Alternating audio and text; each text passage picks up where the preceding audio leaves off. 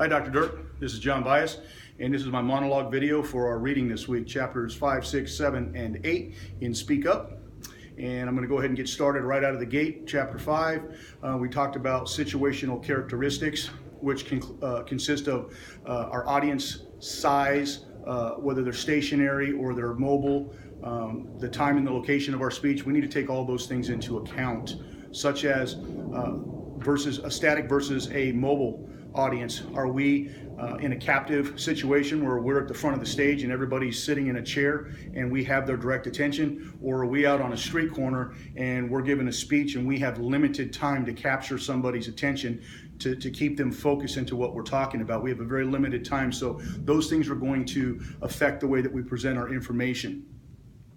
Demographics, age, gender, sexual orientation, religious orientation, the race and social economic situations for our audience. Those are all things we need to be mindful of when we're giving a speech. The more we know about them and the more research and study we've done about who we're going to present our speech to, the better situation we're going to be in to be able to directly connect with those people in our audience. We're going to identify with them and they will identify with us. We want to establish common ground. This is something that I use at work. I believe that experiential knowledge when we're giving a speech about something is probably the best common ground platform that you can be on. And I'll just give you a for instance. So in my job field, we start out as a technician and then we work our way up from the ground up. Rarely have we ever brought anybody from the outside in our company and just put them straight into either a supervisor or management situation. So being a tech myself, coming from the ground up, my guys that are still with me 5 years later that remember the Kevin back then, they will know when I'm speaking to them in our tech meetings that the knowledge that I'm bringing and the top topics that I'm talking about come from that place of experience. I've been where they're at, so I can identify with them, and I have a much better chance of getting through to them when I'm talking to them about something that they know I have been where they are. So I thought the common ground one was a really good one. Prior exposure, we want to make sure that I don't say the same thing in every single speech that I give. These guys are going to finally tune out. If they know every week when I give my speech, they're going to say, okay, well, he's going to start with this, followed by this. He's going to go to the 1, 2, 3 like he always does. They're going to just tune me out. They already have heard it over and over. So I've got to be mindful that people that I'm speaking to, I've got to change it up and keep it fresh. And then audience disposition. Are they going to be sympathetic, hostile, or neutral to me? And I'll go back to my opiate speech last week.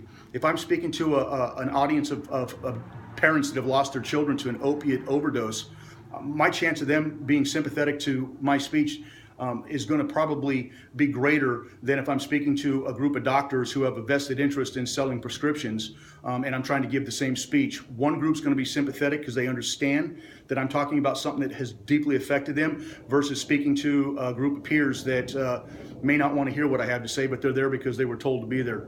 That could be the case. And then neutral, am I just talking to a group of college kids that they may not even know what opiates are, so they're there just to hear the speech because I'm just the next name on the list of speakers that day. So it's helpful to know who we're talking to. So we move into chapter 6, developing our topic. There were 4 ways that it explained that we could do that, which was brainstorming, word association, mind mapping, and research. Research we'll go into a little bit more when we get to the next chapter because it delves into the books and online and how we do our research. But that's probably the most old-fashioned and straightforward way to put our material together, and that's to just get into it and dig through it and research it. Another way is brainstorming, and basically that was just to take all the ideas that come to mind and put them all down on a piece of paper and just go back after we're done putting them all out on paper, and then we could go through and we could start fine-tuning our topic based on everything. As we see it on the paper, we can start crossing things off that may really not apply, and then we'll get down to maybe 1 or 2, and then we can really fine-tune it. Word association, kind of the same philosophy. Basically, we throw one word on a piece of paper, and then we can start putting other words that directly relate to that one topic, and we can narrow down our topic and fine-tune it that way. And then we have mind mapping, is where we take one word and put it on the center of a piece of paper, and then we start putting other ideas all the way around it, and then we start tying off to it, and then going to those items and tying off to them. So for instance, let's talk about a car. We put a car in the middle, Then we put over here, it has an engine, it has tires, it has a windshield. You know, we can put the different attributes of the car right there on the paper. And then what we're going to do is we're going to go to the engine, and then we can start coming off that. We have a 4-cylinder, a 6-cylinder, an 8-cylinder, hydroelectric. We have, you know, natural gas engines, all the different kinds of engines we have. When we're done, we're going to have a bunch of different lines going to all these different areas on our paper, and then we can go back and try to fine tune our topic and maybe hone down onto one aspect that we really want to talk about. So we're going to go into chapter 7, which is researching our topic. These are the different ways that we could get the information that we're going to give in our speech. Why do we need to research? Well, basically, if we don't know our facts, we're not going to be credible, right? So I guess the simple answer to research and why we do it is we have to know what we're talking about in order to expect our audience to be buy into it and know that we are credible. If we get through our speech, question and answers come, and we haven't done our research, it's going to be a vanilla speech and a vanilla question and answer, because we're not going to have anything to say, and we're going to be stumped, and then we lose our credibility. So creating a research plan. We want to find the right sources. We want to keep track of our sources. We don't want to quote and cite in our speech, then go back the next day and forget, oh, who did I cite that from? So we got to make sure that when we do our research, we have a plan, we stick to it, we research, we cite it, we write it, we proof it, you know, we fine tune it, and then we cite it and note it in our paper. But we got to have a plan in order to know where we are and to make sure we give credit where credit's due. We don't want to give a speech based on somebody else's hard work and take credit for it. So how do we conduct our research? Well, it suggests the library is probably the best place to start, because we have trained librarians that know how to get us right to that information that we're looking for. But like me, I'm a business person. I have so much going daily that I don't necessarily have 4 or 5 hours to go sit down at a library and go through shelves. But I will tell you this, there was a helpful tip that I actually learned by accident a couple papers ago when I was doing U.S. history. I wrote my paper on Benjamin Franklin. And while I was at the library, I went to find one specific book, and while I was there, I just started glancing all the way around it, and I found 3 or 4 other books that I hadn't even thought about searching in those areas that were tied to Ben Franklin. So I ended up getting more credible resource information by doing that. So, you know, the library is really helpful if you have the time to go do it.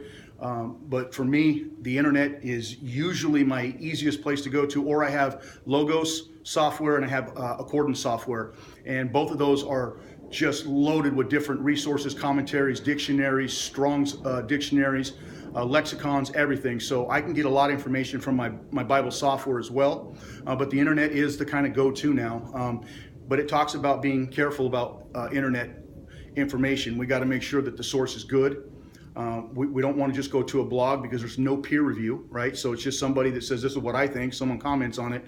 We don't do our due diligence and research it, and then what we end up doing is just give somebody's willy-nilly thought about it as a fact in a speech, and it may not even be true. So we've got to make sure we check our facts on the internet. We have to search and find out who the person was, when it was published, who the peers that reviewed over it, and hopefully there's a name or a PhD or a doctor or, you know, somebody credible that's on either the board of review for this site, that you can say, hey, it went through those eyes, so I'm going to say it's probably been reviewed and it's good information. We got to make sure that we do those things if we intend to give truthful and meaningful and credible information to our audience.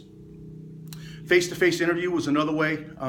Basically, we can sit down with somebody. If you had the opportunity to sit down with, say, Dr. Craig Hazen from Biola and have a one-on-one conversation with him, or J.P. Moreland. He was at my church about 6 months ago, and he was doing one-on-one interviews with people. He had about a half hour, 45 minutes, and I just wish I'd have known, because I would have drawn up some questions. But we can do those kind of things and note that we had that interview, but there's ways that we got to make sure that we conduct that interview so we make sure that our information is also accurate, and that is plan for it, put your questions together.